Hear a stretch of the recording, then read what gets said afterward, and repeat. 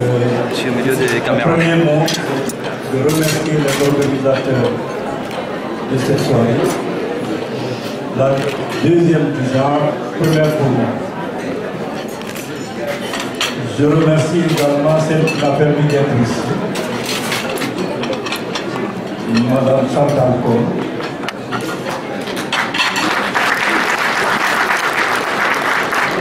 Je félicite celui qui je vais remettre tout à l'heure ce talentueux monsieur, ce combattant pour l'écologie, donc pour nos pays vulnérables. Je ne veux pas prononcer le nom, j'attends que les organisateurs prononcent son nom. Vous pouvez, c'est un chanteur, c'est juste un Bieber. Alors, il s'agit de messieurs. Vous pouvez pas dire. Merci. Je rappelle que la Guinée est le pays par lequel j'ai eu cette confession par Myriam Makeba, qui avait un passeport français, puisque Daniel Mitterrand et François Mitterrand lui avaient donné le temps de l'apartheid un passeport français, mais qui avait surtout un passeport guinéen, et qui me disait toujours que la Guinée est le pays par lequel sont passés tous les militants qui ont libéré l'Afrique, les Amilcar Cabral, les Stokely Carmichael. On oublie souvent, mais la Guinée est l'un des poumons d'Afrique. Donc, nous sommes très heureux de vous porter ici ce soir. Monsieur le président, conseiller, ministre.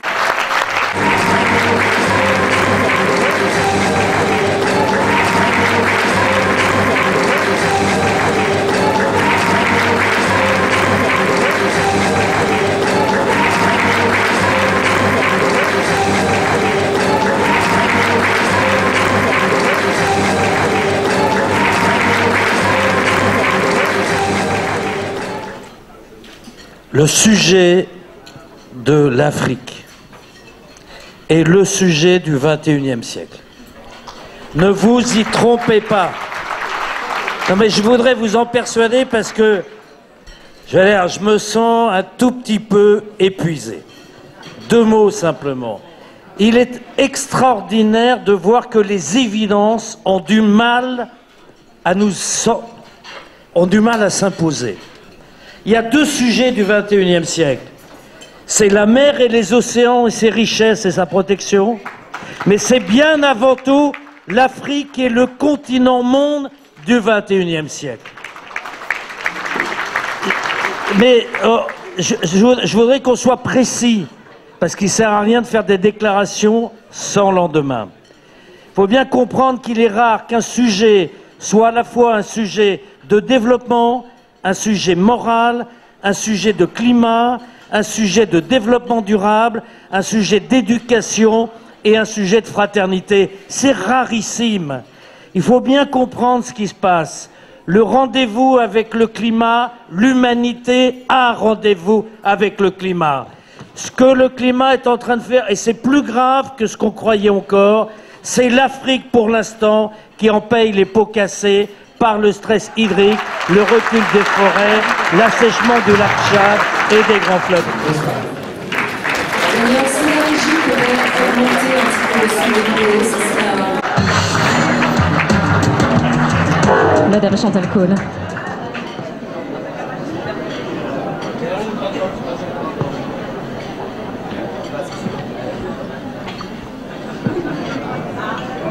Voilà un prix qui est bien mérité. Je disais tout à l'heure que les femmes devaient être à l'honneur. Chantal le mérite. Et puisqu'on a ce soir entre nous tous une ambiance fraternelle et amicale, je voudrais rappeler les vers de Jacques Prévert, du poète Jacques Prévert, dans Barbara. Jacques Prévert disait, et je vous propose ça comme programme, il avait raison, Jacques Prévert disait « Je dis tu à tous ceux que j'aime, même si je ne les ai vus qu'une seule fois. Je dis tu à tous ceux qui s'aiment. » Je n'oserais vous dire tu, mais merci pour avoir initié cette idée en 1963 qui nous a permis d'avoir un chef d'État à la tête du premier pays du monde, les États-Unis. Merci à tous. Je suis moi aussi très émue.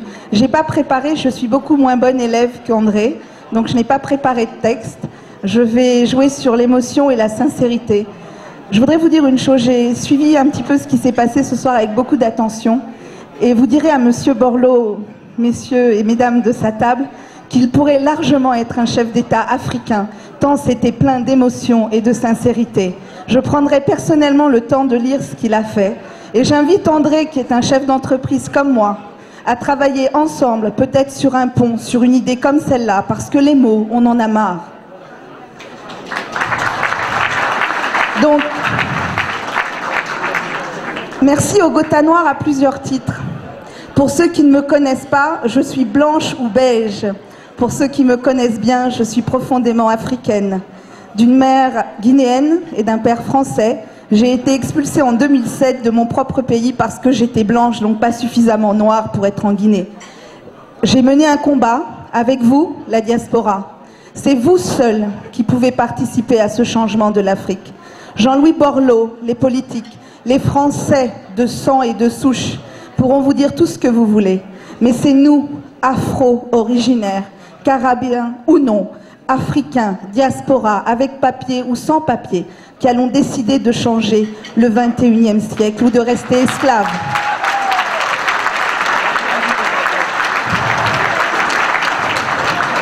Les défis, ils ont commencé il y a longtemps, très longtemps. Pour ceux qui ont leur papier et qui ont des ministres de la République afro-français et qui n'ont donc pas d'enfants à envoyer en France pour faire des études et faire des démarches auprès des ambassades, c'est beaucoup plus simple. Certes, ça a commencé il y a longtemps. Vos familles, nos familles ont été esclaves.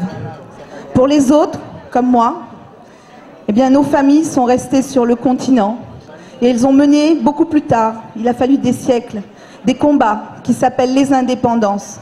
Et ces indépendances-là, elles voulaient une seule chose, espérer l'égalité.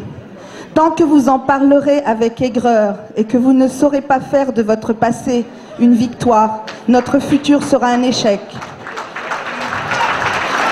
Et ça, il n'y a que vous, et vous seuls, qui pouvez le décider. En 1996, j'ai fait un choix. J'avais une entreprise, j'avais des startups qui marchaient bien, j'ai revendu au prix Nos Printemps, j'ai décidé de rentrer. De rentrer parce que quand j'ai eu mon bac à 15 ans, ma grand-mère m'a dit: tu es née en Guinée, si Dieu avait écrit que tu étais seulement française, et je suis la plus blonde de la famille, hein, ma sœur est dans la salle, on la prend elle pour une africaine et pas moi, c'est pas une blague. Eh bien, tu serais née à Paris parce que ton père avait les moyens. Donc j'ai décidé, en 96, de rentrer après une rencontre pas comme les autres. Et depuis, je mène un combat. Et ce combat-là, vous devez tous le mener. Tout ce que les politiques peuvent vous dire, ce sont des mots qui certainement sont empreints de beaucoup de convictions. Jean-Louis Borloo a été très honnête. L'avenir de l'Europe, c'est l'Afrique. Mais il est temps que nous, Africains, nous prenions nos responsabilités et décidions d'écrire ces lignes avec eux, pour nous, pour eux. Et arrêtons de regarder derrière comme si c'était un éternel échec qui ne pouvait que se perpétuer. Tant que nous continuerons, je vais essayer d'être courte, mais tant que nous continuerons à parler de diversité, d'inégalité, c'est que nous ne serons pas fiers de ce que nous sommes. Nous sommes un. Et c'est ça la vérité. Dieu nous a tous fait différents. Si toutes les femmes devaient être grandes, belles et minces comme celles que j'ai vues là, les petites rondes comme moi n'auraient pas leur place. Dieu nous a tous, sans exception, fait différents parce qu'il y a une raison. C'est dans les différences que l'on puise la force. Si nous étions tous identiques, imaginez votre main avec 5 doigts de la même taille. Vous ne pourriez même pas tenir un stylo. Comment pourriez-vous parler d'excellence? Merci Elie de nous avoir permis de comprendre beaucoup de choses. On est fiers de toi. Je m'excuse de ne pas avoir fait partie de la première, de ne pas avoir cru. Et j'assume, je n'ai pas cru. Parce qu'il y a tellement d'organisations africaines, il faut le dire, qui appellent des chefs d'entreprise en Afrique pour dire « Oui, on a besoin de vous, vous faites un chèque, ça disparaît, il n'y a plus de rien. » Pardon d'avoir pensé ça de ce club. Je suis dans un autre club qui s'appelle Élite. Je suis ravie de voir qu'il y a le cran. C'est ensemble que l'Afrique changera, avec nous et avec personne d'autre. Plein succès à vous tous. Monsieur Stier, merci. Merci d'applaudir bien fort Madame Chantal Cole qui nous a fait un discours tout à fait merveilleux, plein de vérité, plein de sagesse également. Merci à Monsieur le ministre Olivier Stirn de votre présence. Et le maquillage, je ne vous pas citer tout à l'heure, Inaya qui a assuré le maquillage pour tous les équipes ce soir. Vous pouvez les applaudir. On vient de signifier que nous avons dit tout à l'heure. Je voudrais saluer, parce que je n'ai pas encore fait bien comme il faut mon petit tour de salle, et je me rends compte qu'il y a des personnes que je n'ai pas saluées. Nous avons ici présente l'une des premières dames à avoir créé ces instituts